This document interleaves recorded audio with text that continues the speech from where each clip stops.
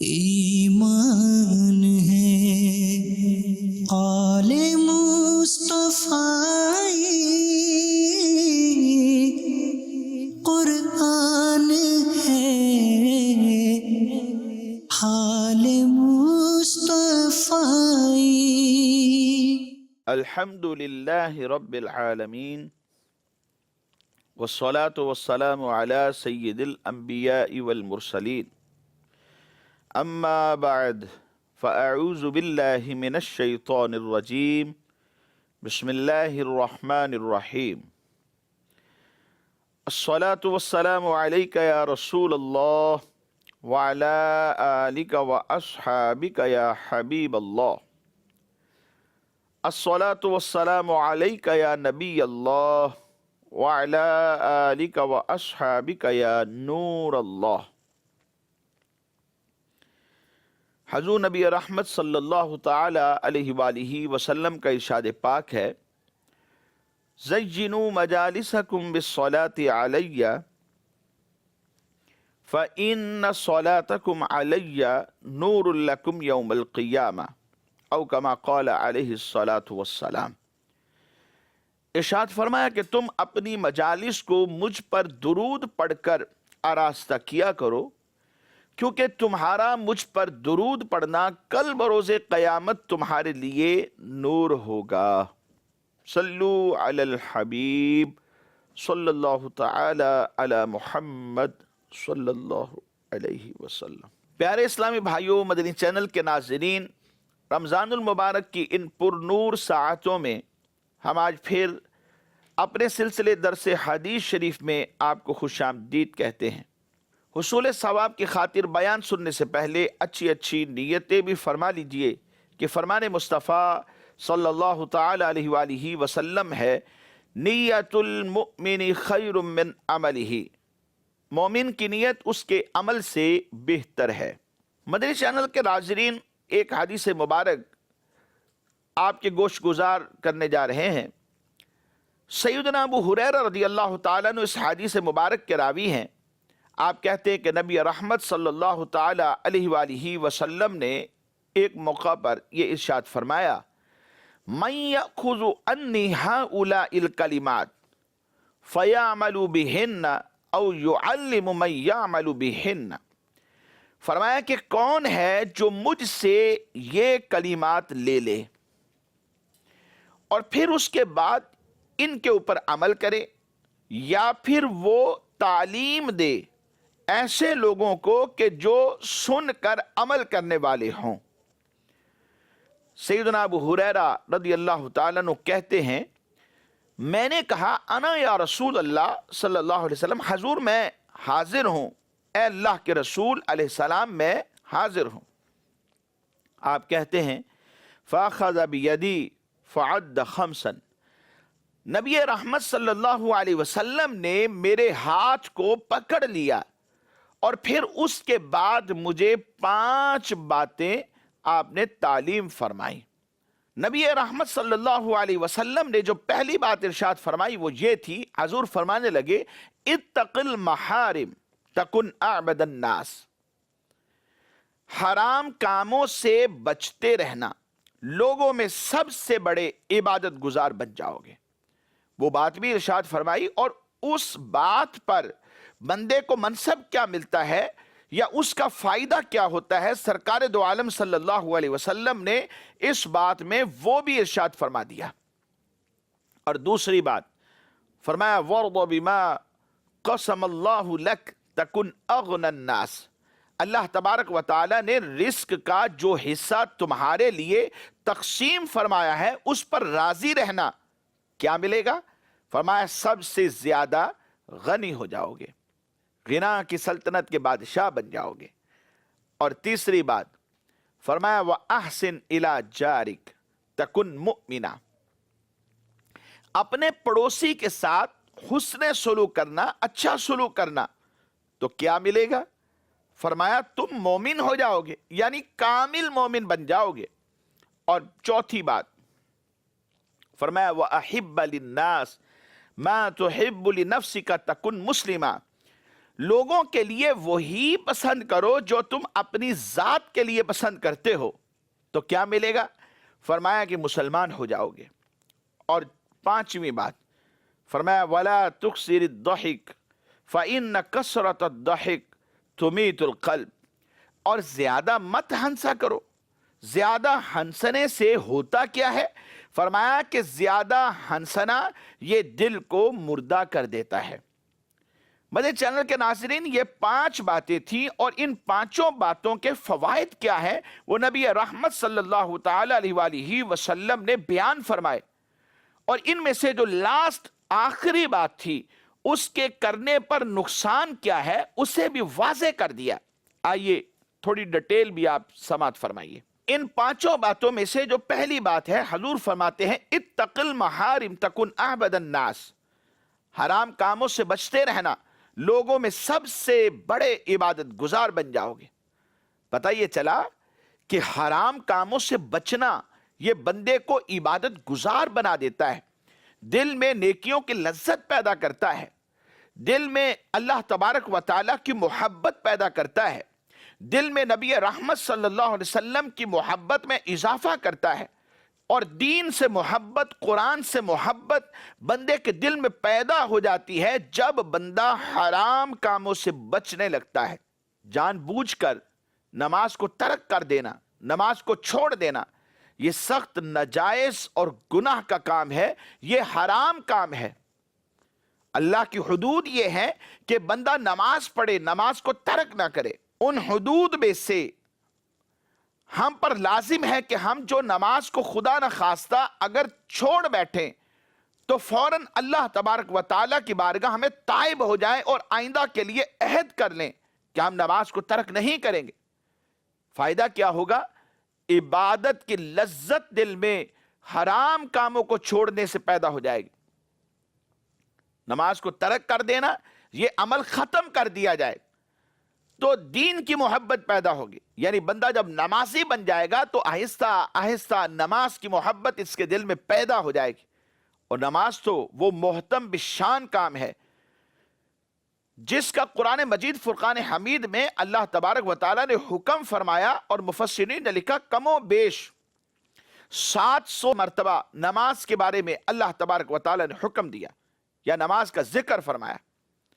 اور جو جان بوجھ کر چھوڑ دے، فرمایا اس کا نام جہنم کے اس دروازے پر لکھ دیا جاتا ہے جس سے وہ اس میں داخل ہوگا۔ امام محمد بن احمد ذہبی رحمت اللہ تعالیٰ علیہ الکبائر میں آپ یہ ارشاد فرماتے ہیں کہ 6 کبیرہ گناہ بغیر عذر رمضان المبارک کا روزہ افطار کرنا ہے۔ روزے کو چھوڑ دیا اور وہ بھی بغیر عذر کے حرام کام کیا۔ جب انسان حرام کاموں کو چھوڑ دیتا ہے، ترک کر دیتا ہے، اور جو نیکی کا حکم ہے یا رب کی اطاعت و فرما برداری کے جو اصول ہیں ان کو اپنی ذات پر اپلائی کرتا ہے اور اس کا فرما بردار بندہ بن جاتا ہے، تو نیکیوں کی محبت پیدا ہوتی ہے، انسان عبادت گزار بن جاتا ہے۔ گناہوں سے رکنے سے، حرام کاموں سے رکنے سے عبادت گزار بن جاتا ہے۔ حرام کھانے سے بچنے کا حکم دیا گیا تاکہ عبادت کی لذت پیدا ہو، ہماری دعائیں اللہ کی راہ میں قبول ہوں۔ ایک اعرابی نے ایک مرتبہ نبی پاک صلی اللہ علیہ وسلم کی خدمت میں حاضر ہو کر چند سوالات کیے۔ اس کے سوالات میں سے سوال تھا، وہ یہ تھا کہ حضور میں یہ چاہتا ہوں کہ میری دعاؤں کی قبولیت ہو جائے، یعنی میں اللہ سے جب دعا مانگوں تو میری دعائیں قبول ہوں۔ آپ جانتے ہیں نبی پاک صلی اللہ علیہ وسلم نے اس کے جواب میں کیا ارشاد فرمایا؟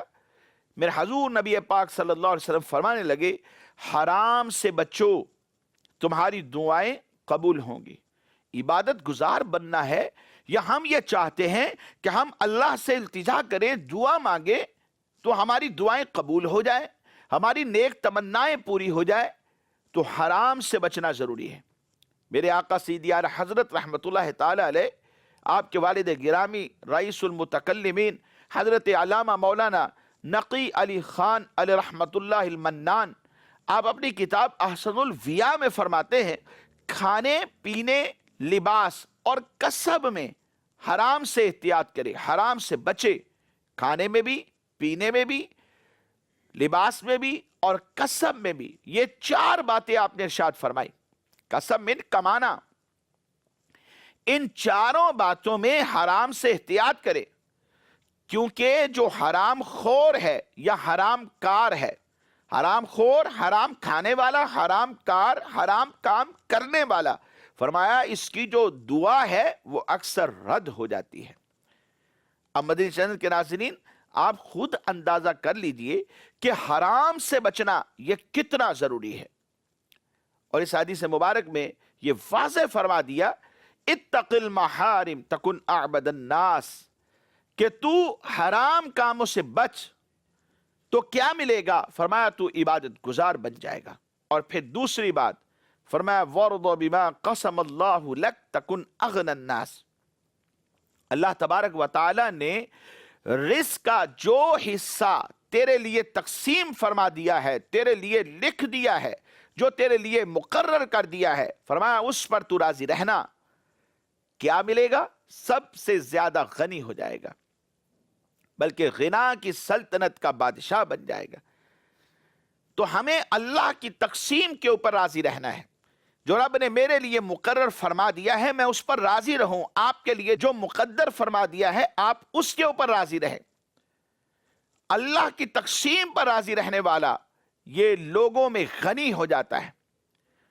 हजरत सैयदना अब्दुल्लाह इब्न अब्बास रज़ियल्लाहु अन्हु फरमाते हैं, नबी करीम सल्लल्लाहु अलैहि वसल्लम ने फरमाया, जिसके माल या जान में मुसीबत आई फिर उसने उसे पोशीदा रखा और लोगों पर जाहिर नहीं किया, यानी ववेला नहीं बचाया, शिकवे और शिकायत नहीं किए, अल्लाह की तकसीम पर राजी हो गया है, तो क्या मिलेगा? फरमाया तो फिर अल्लाह तबारक व तआला पर यह हक है कि उसकी मगफिरत फरमा दे। मगफिरत की बशारत है उस बंदे के लिए।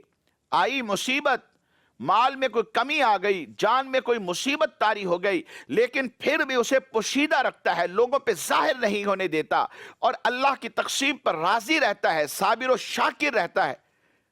अल्लाह रब्बुल इज्जत की बारगाह से मगफिरत की बशारत। नबी करीम सल्लल्लाहु अलैहि वसल्लम का फरमान अली शान है, तूबा लिमन हुदिया लिल इस्लाम व कान रिज़्क़ुहु कफ़ाफ़न व रदिया बिही। फरमाया खुशखबरी है उस शख्स के लिए जिसको इस्लाम की हिदायत दी गई और उसका जो रिस्क है वो बकदरे किफायत है, बस पूरा पूरा रिस्क है, लेकिन फिर भी अपने रब पर राजी है। फरमाया उसके लिए खुशखबरी है। और रहमत आलम सल्लल्लाहु अलैहि वसल्लम फरमाते हैं, मन रदिया मिनल्लाहि तआला बिल कलील मिनर रिस्क रदियल्लाहु अन्हु बिल कलील मिनल अमल, कि जो शख्स अल्लाह तबारक व तआला के दिए हुए थोड़े रिस्क पर राजी हो जाता है तो रब तबारक व तआला भी उसके थोड़े अमल पर राजी हो जाता है।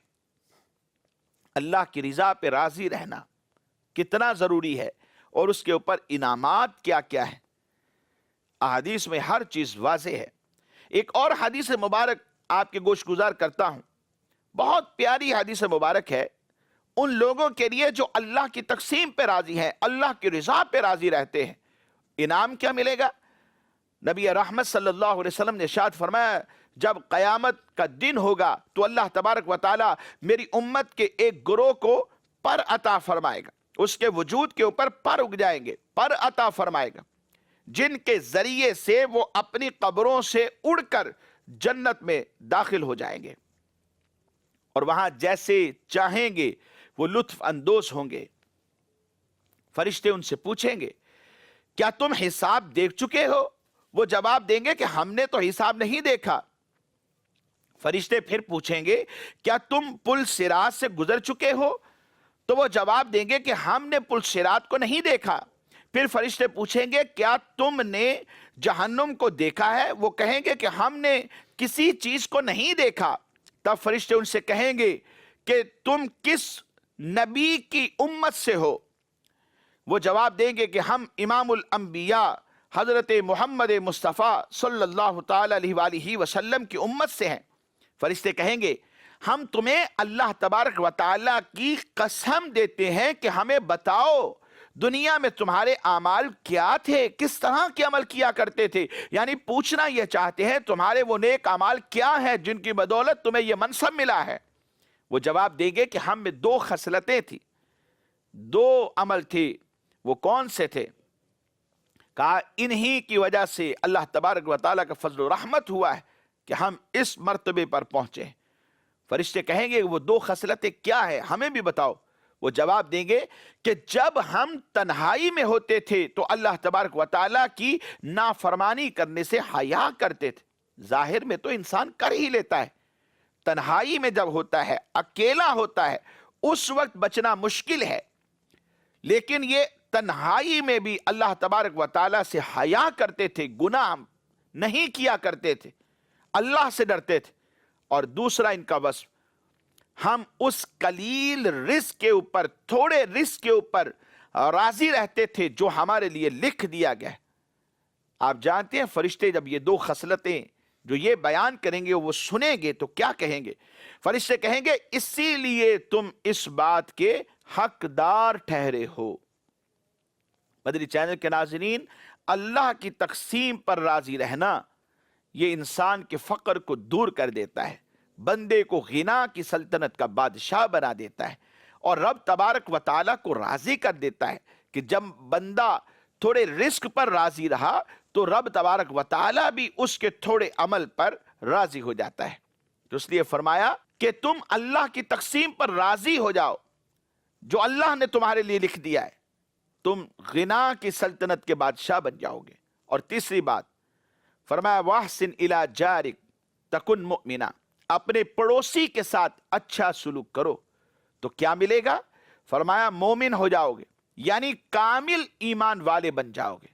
ایک حدیث مبارک میں نبی رحمت صلی اللہ علیہ وسلم نے مسلم کے لفظ ارشاد فرمایا احسن مجاورتن من جاورک تکن مسلمہ، اپنے پڑوسی کے ساتھ حسن سلوک کر لو تو پھر کیا ملے گا؟ فرمایا کامل مسلمان ہو جاؤ گے۔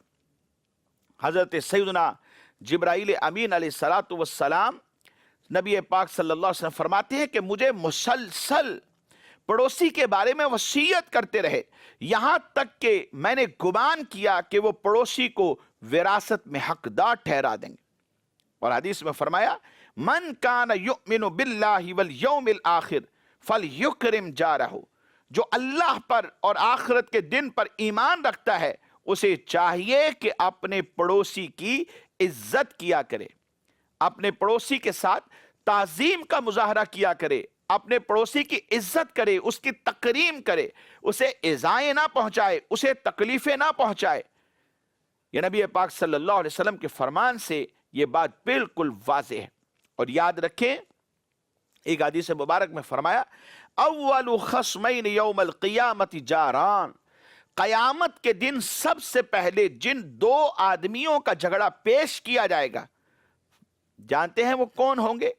فرمایا کہ وہ 2 پڑوسی ہوں گے جو آپس میں جھگڑتے تھے۔ ان دونوں کا جو معاملہ ہے یہ اللہ تبارک و تعالیٰ کی بارگاہ میں قیامت کے روز سب سے پہلے پیش کیا جائے۔ یہ جھگڑے کا پہلا معاملہ ہوگا جو پڑوسیوں کے حوالے سے ہیں، وہ قیامت کے دن سب سے پہلے پیش کیا جائے گا۔ بارگاہ رسالت میں عرض کی گئی کہ فلانی عورت دن میں روزہ رکھتی ہے، رات میں قیام کرتی ہے، مگر اس کے ساتھ ساتھ اپنے پڑوسیوں کو بہت زیادہ تکلیف پہنچاتی ہے۔ تو جانتے ہیں نبی پاک صلی اللہ علیہ وسلم نے کیا ارشاد فرمایا؟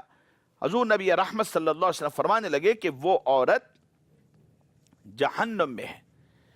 اس لیے پڑوسیوں کے ساتھ اچھا سلوک بھی رکھنا ہے، ان کے ساتھ بھلائی کا مظاہرہ کرنا ہے، نیکی کا مظاہرہ کرنا ہے، کہ یہ نیکی کا جو مظاہرہ ہے یہ انسان کو نیک بنا دیتا ہے، اسے کامل مومن بنا دیتا ہے، کامل مسلمان بنا دیتا ہے۔ جو اس کا ایمان ہے، نفس ایمان، اس میں کمال پیدا ہو جاتا ہے۔ مدنی چینل کے ناظرین، جو چوتھی بات اس حدیث مبارک میں نبی رحمت صلی اللہ علیہ وسلم نے ارشاد فرمائی وہ بھی ایک اہم بات ہے۔ فرمایا وَأَحِبَّ لِلنَّاسِ مَا تُحِبُّ لِنَفْسِكَ تَكُنْ مُسْلِمًا، لوگوں کے لیے وہی پسند کرو جو اپنے لیے پسند کرتے ہو تو مسلمان ہو جاؤ گے۔ حضرت انس بن مالک رضی اللہ تعالیٰ عنہ آپ فرماتے ہیں کہ نبی رحمت صلی اللہ علیہ وسلم نے ارشاد فرمایا تم میں سے کوئی بھی شخص اس وقت تک کامل مومن ہو ہی نہیں سکتا جب تک وہ اپنے دوسرے مسلمان بھائی کے لیے وہی پسند نہ کرے جو اپنی ذات کے لیے پسند کرتا ہے. اس لیے فرمایا کہ دوسروں کے لیے بھی وہی پسند کرو جو اپنی ذات کے لیے پسند کرتے ہو. ایک اعرابی سرکار دو عالم صلی اللہ علیہ وسلم کی خدمت میں حاضر ہوا. اس نے چند سوالات کیے تو نبی رحمت صلی اللہ تعالی علیہ وآلہ وسلم سے جب وہ سوالات کر رہا تھا تو اس کا جو 5واں سوال تھا وہ اس حوالے سے تھا کہ یا رسول اللہ صلی اللہ علیہ وسلم میں چاہتا ہوں کہ میں سب سے زیادہ عدل کرنے والا بن جاؤں. کون نہیں چاہتا؟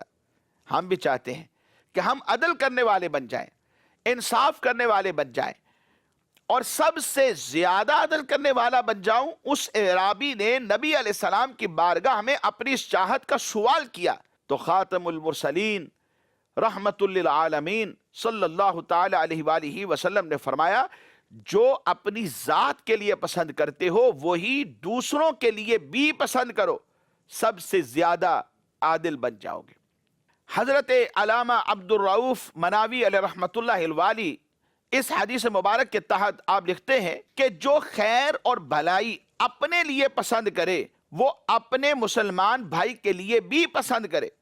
خیر ایک جامع کلمہ ہے, خیر من بھلائی, فرمایا کہ یہ ایک جامع کلمہ ہے جو نیکیوں اور دینی دنیاوی جائز باتوں کو عام ہے, جبکہ جو ممنوع باتیں ہوتی ہیں وہ اس میں داخل نہیں. اس فرمان عالی شان کا مقصد کیا ہے؟ فرمانے لگے کہ مسلمان تاکہ ایک جسم کی طرح ہو جائے. جیسے بازو میں تکلیف پہنچی تو پورے وجود میں تکلیف محسوس ہوتی ہے, سر میں ہو تو پورا وجود ڈسٹرب ہوتا ہے. کہا تمام مسلمان آپس میں ایک جسم کی طرح ہو جائیں, جیسے اپنی ذات کو خیر پہنچاتا ہے اسی طرح اپنے مسلمان بھائی کو بھی خیر پہنچائے.